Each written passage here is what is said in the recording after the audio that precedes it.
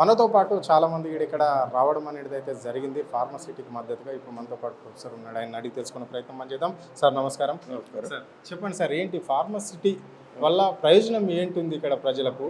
ఏంది మరి ఫీసెసిటీ అంటున్నారు, ఫార్మసిటీ అంటున్నారు. అంటే దీన్ని ప్రజలు రాష్ట్ర ప్రజలుగా కన్ఫ్యూజ్ అవుతున్నారు. ఇది ఫార్మసిటీ వస్తుందా లేకుంటే ఫీసెసిటీ అని చెప్పేసి దీన్ని ఎట్లా చూడాలి? ఇక్కడ ఏంటంటే మీరు ఏ ప్రజా ప్రయోజనం కోసం భూమి సేకరించారో ఆ ప్రయోజనం మారిపోయినప్పుడు ఆ భూసేకరణ అక్కడితో అంతమైపోతుంది. మళ్ళీ మీరు ఫ్యూచర్ సిటీ ఫార్మాసిటీ కోసం సేకరించిన భూమిని ఫ్యూచర్ సిటీ కోసం ఎలా మారుస్తారు?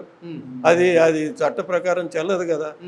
మీరు పైన గవర్నమెంట్లో మేనేజ్ చేసుకుని మ్యానిపులేషన్ చేస్తున్నారేమో కానీ అది చట్టపరంగా అది అంగీకారయోగ్యం కాదు. మీరు వాళ్ళ దగ్గర తీసుకునేటప్పుడు ఇది ఈ ఫలానా ప్రయోజనం కోసం మేము తీసుకుంటున్నాము అన్నావు. నువ్వు తర్వాత నీ ఇష్టం వచ్చినప్పుడు ఎట్లా మార్చేస్తావు? దాన్ని మార్చడానికి వీల్లేదు కదా.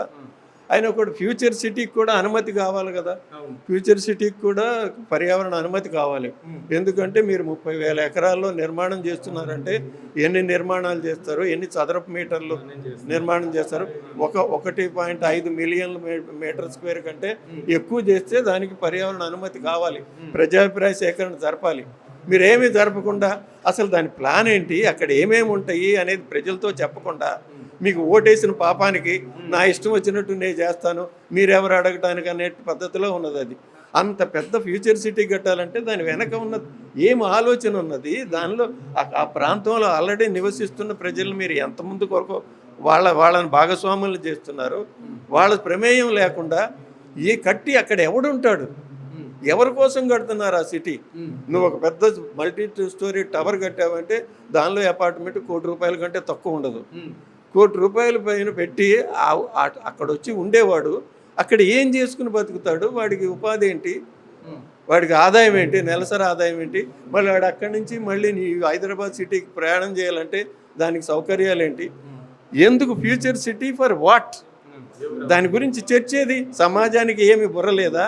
సమాజానికి చర్చించుకునే అవకాశం ఎవరా మీరు? Right sir. మరి ఎన్నికల మేనిఫెస్టో వెళ్ళనేమో ఇది ఫార్మసిటీ భూములను మొత్తం కూడా ఇక్కడ ఎంతమంది రైతులు అయితే ఉన్నారో 14,000 ఎకరాల భూమిని కూడా మొత్తం ఏ రైతు దగ్గర అయితే గత ప్రభుత్వం తీసుకున్నదో మళ్ళీ ఆ రైతులకు పట్టాలు ఇస్తాం, ఆ రైతులను ఆన్లైన్లో ఎక్కించే ఏర్పాట్లు చేస్తాము అని చెప్పేసి ఇప్పుడున్న స్థానిక ఎమ్మెల్యే, అప్పుడు రాజకీయ నాయకుడు, ఇప్పుడు స్థానిక ఎమ్మెల్యే ఇచ్చిన హామీ ఈ రాష్ట్ర ముఖ్యమంత్రి కూడా ఆ ఎన్నికల మేనిఫెస్టోలో కాంగ్రెస్ పార్టీ మేనిఫెస్టోలో క్లియర్గా పెట్టడం జరిగింది. మరి ఇప్పుడు ఇట్లా పార్టీని మార్చిన విధంగానే ప్లాట్ ఇస్తే దీన్ని ఏ విధంగా చూడాలి? మరి రైతులు ఏమనుకోవాలి? అప్పుడైతే ఏ మాటలు మాట్లాడారో ఇప్పుడు పూర్తిగా దాని వ్యతిరేకంగా మాట్లాడుతున్నారు. అది మాకు చాలా ఆశ్చర్యం కలిగిస్తుంది. ఎందుకంటే మనం పెద్ద మనుషులు, వీళ్ళు నిజాయితీగా ఉంటారని నమ్మాం మనం.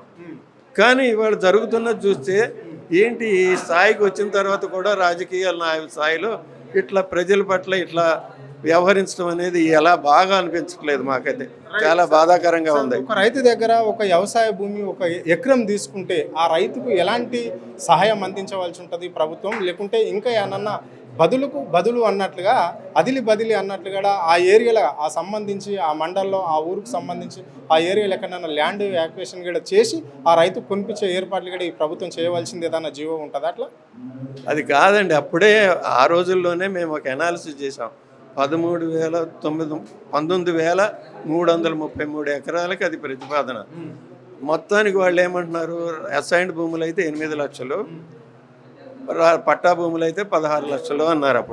అప్పుడు లెక్కేస్తే రైతులకు ఇచ్చే డబ్బులు ఉన్నాయి కదా, అది పక్కన పెడితే ఆ మొత్తం వాళ్ళు ఆ భూమిని ఎంతకు అమ్ముకుంటున్నారు? దాన్ని రోడ్లేసి కొంత భూమి తీసేసి రకరకాల వీటి కోసం పెట్టి యూనివర్సిటీ అనేది వాటిని 1,50,00,000 చొప్పున అమ్మితే, ఎకరం చొప్పున అమ్మితే మేము లెక్కేసిన దాని ప్రకారము దాదాపు 18,000 కోట్లు ఎంత వస్తుంది. దానిలో అది 16,000 కోట్లు పెట్టుబడి పెడతా ఉంటుంది ప్రభుత్వం.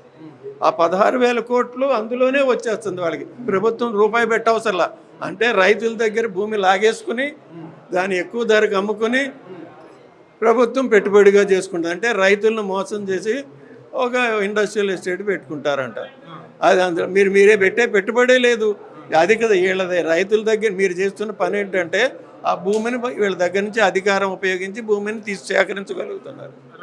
కాంగ్రెస్ పార్టీ అధికారంలోకి వస్తే రైతులకు ఇస్తున్న ఈ భూమిని మళ్ళీ వాళ్ళు రియల్ ఎస్టేట్ వ్యాపారం చేసుకోవడానికి ఫ్యూచర్ సిటీ అని చెప్పేసి పేరు పెట్టి భూములను అమ్మేస్తున్నారు అని చెప్పేసి కూడా ఆయన స్పష్టంగా చెప్పడం అనేది జరిగింది. ఇలాంటివి జరిగితే మాత్రం రాష్ట్ర వ్యాప్తంగా ఊరుకునేది లేదు, కాంగ్రెస్ పార్టీకి తగిన బుద్ధి చెప్పే రోజులు దగ్గర పడ్డాయని చెప్పేసి కూడా వారు స్పష్టంగా చెప్పడం జరిగింది. కెమెరా పర్సన్ ప్రవీణ్తో అరుణ్, ఆద్య టీవీ, హైదరాబాద్.